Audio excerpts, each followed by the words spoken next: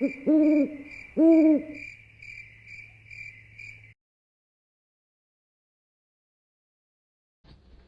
this is Jeff Ryan. Welcome to another edition of Tales from the Cabin. Today, I'm pleased to share one of the stories I'm often asked to tell. This story happened in southern Vermont in a portion of the Appalachian Trail down there.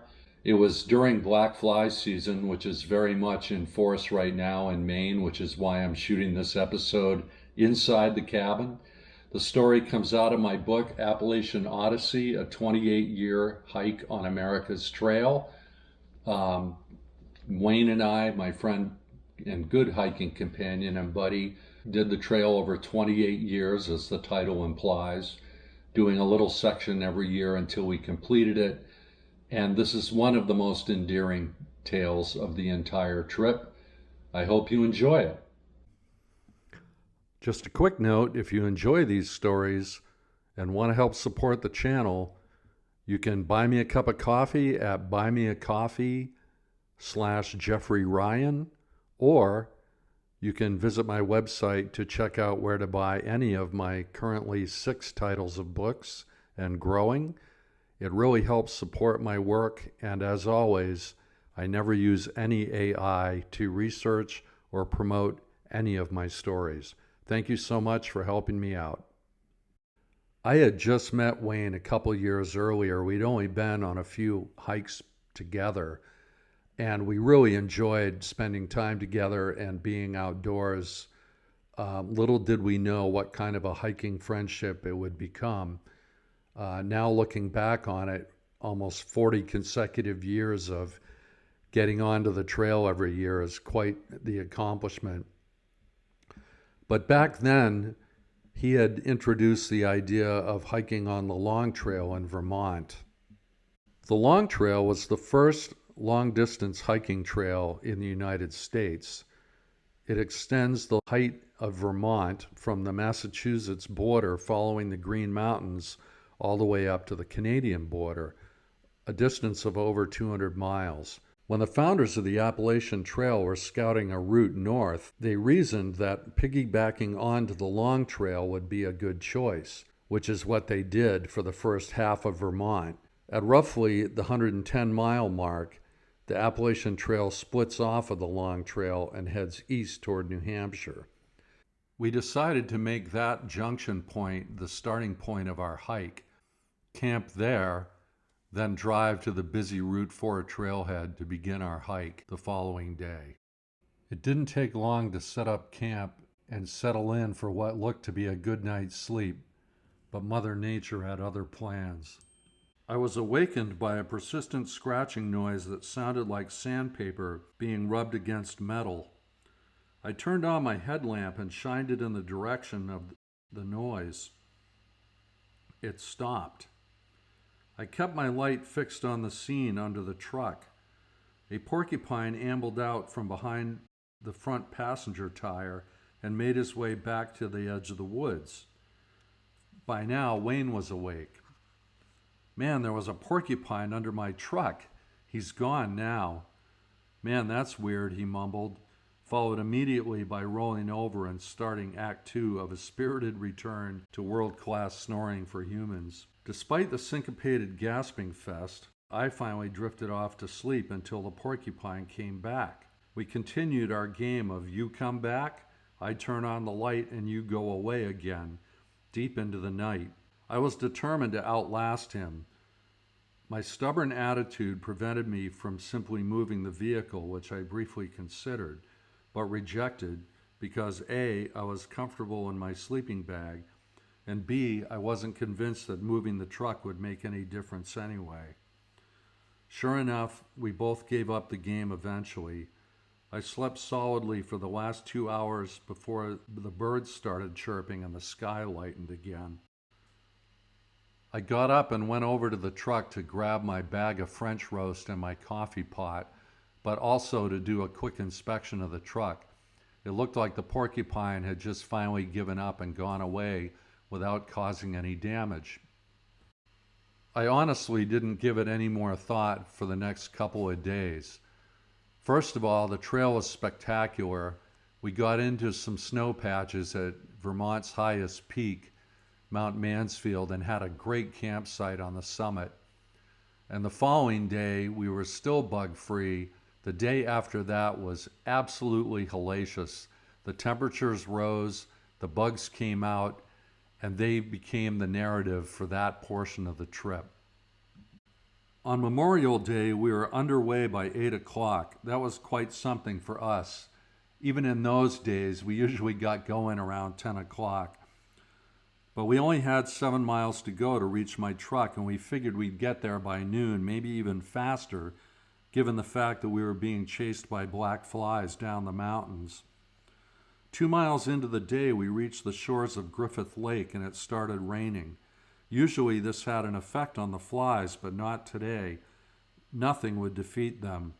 A little while later, we reached Peru Peak Shelter, and we tried to duck in there for some relief, but there was none to be had. There was a couple out for the weekend, and they were talking to a caretaker when we showed up. And the woman turned to me and asked me where we were headed. And I said, Forest Service Road 21. Oh, we stayed there last night, she said. You must be the red pickup truck from Maine. There was a porcupine making noise under it all night. Oh shit, I thought. That little bastard is more persistent than I gave him credit for. He was under there most of Wednesday night too, I said aloud.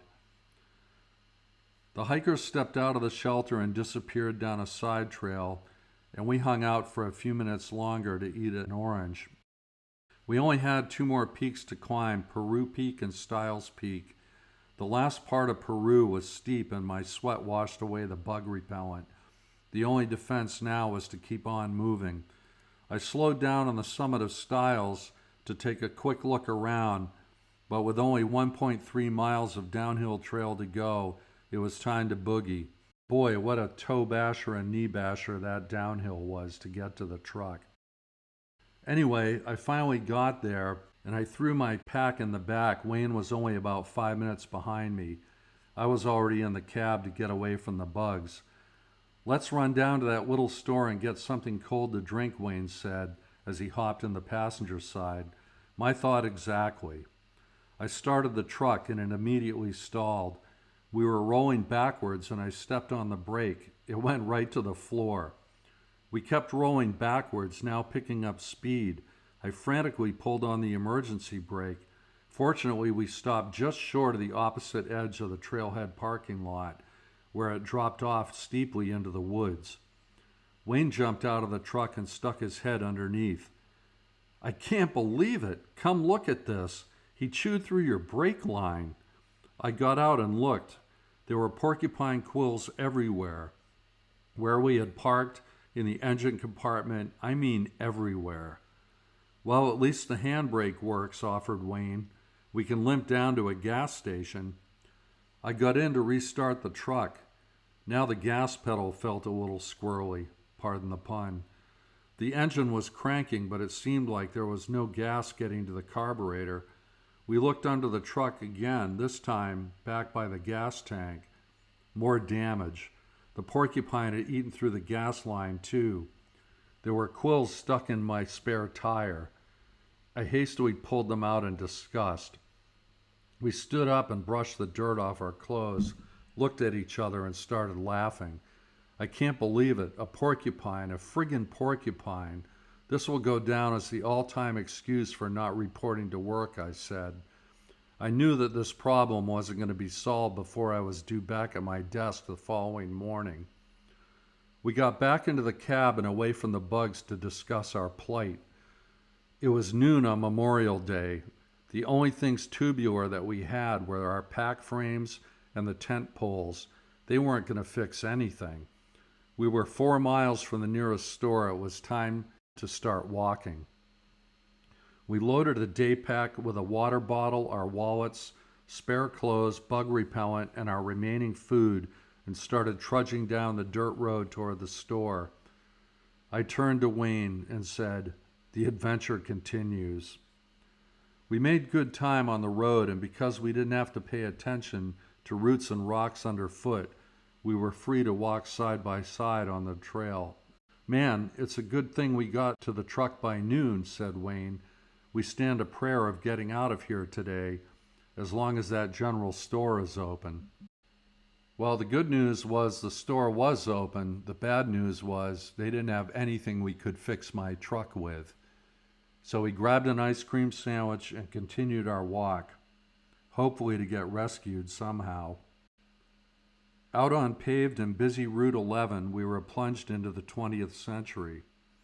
No dirt roads or country stores out here, just noise, pavement, and speed. It was a jarring re-entry after being on the trail for 4 days. Memorial Day drivers were in a rush to go everywhere they were going. Wayne and I took our sunglasses off to increase our chances of getting a ride.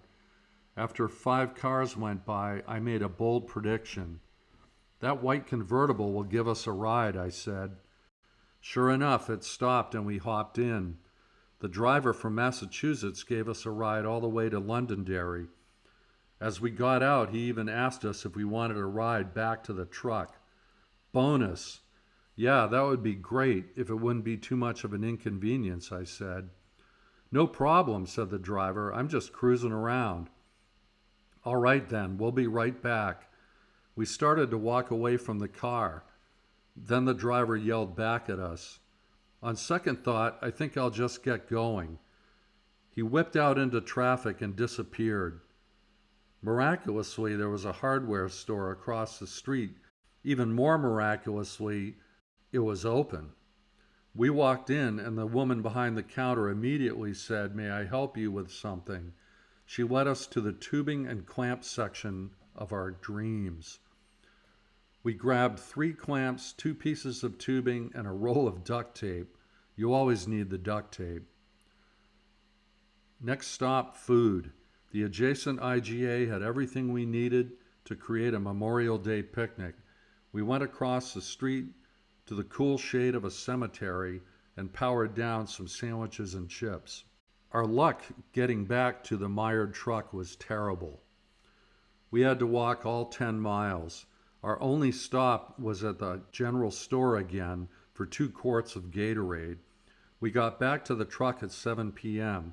We had walked 7 miles before noon on the trail and 13 more on the road after the Porcupine disaster. Wayne attacked the gas line problem with gusto and was done in minutes. After pushing and coaxing, the truck finally started. I jumped into the back and saw Wayne's ear-to-ear grin in the rearview mirror. Wayne drove the truck back to Route 4 using only a handbrake and low gears to slow us down. It was 8:30 p.m. For me, driving the 5 hours back to Maine after dark with just a handbrake was out of the question. But Wayne had to get back to Hartford. He didn't have any vacation or sick time to spare. He felt badly about leaving me at the trailhead, but I told him not to worry about it. There was no sense in both of us missing work. He wished me good luck and disappeared down Route 4. I grabbed my pack and the radio and found a flat spot back in the woods and set up the tent. I was too wired from the day's events to go right to sleep, even having walked 20 miles beforehand. I made another sandwich and tuned in the Red Sox game for a few innings. I was up before dawn. The pressure was on me to drive 20 miles west to Rutland, Vermont, the nearest town capable of taking on a truck rebuilding project. Going down 6% grades using only a handbrake and low gears wasn't for the faint of heart, and in retrospect was probably for idiots. When the terrain and my heart rate both flattened out on the outskirts of Rutland, I found a garage and pulled into the lot. I wasn't going to drive anywhere else until my truck was fixed. I walked into town, slid into a diner booth, and bought the cheapest breakfast on the menu. I didn't know what this adventure was going to cost me, but I was willing to bet that it would be at least a week's vacation plus 2 paychecks. I was a 30-year-old, 3 years into learning the trade of writing, and almost everything I earned went toward food, rent, and gas money for hiking trips. I was bracing for the impact. I called my boss after breakfast to explain the situation. Thankfully, she was sympathetic. She said I could use my remaining vacation time while I waited for my truck to be repaired. Back at the garage, there was a party going on under my truck. This time it wasn't Porcupine. My truck was up on the lift and the whole shop was pointing, shaking their heads, and laughing. Finally, the head honcho came into the waiting room to deliver the verdict. "We've never seen anything like this," he said. "Everything rubber has been destroyed. You'll need all new radiator hoses, clutch cables, rear electrical harnesses, brake line, and gas line, and that's just what we've discovered so far." I told them to do what they had to do, then I set about doing what I did best. I grabbed my pack and went for a walk. I considered getting back into the woods so I wouldn't have to pay for a hotel. Those were the days before cell phones. I had to stay in touch with the garage in case something came up that required my go-ahead. So I found the cheapest hotel within a 20-minute walk of the garage, bought 2 packages of hot dogs, buns, and mustard, and then set out to find a bookstore. I wasn't going to waste money on just any book. I wanted the thickest book for the money, something capable of entertaining me for a week. There on the bottom shelf I found it, the full account of Admiral Peary's polar expeditions.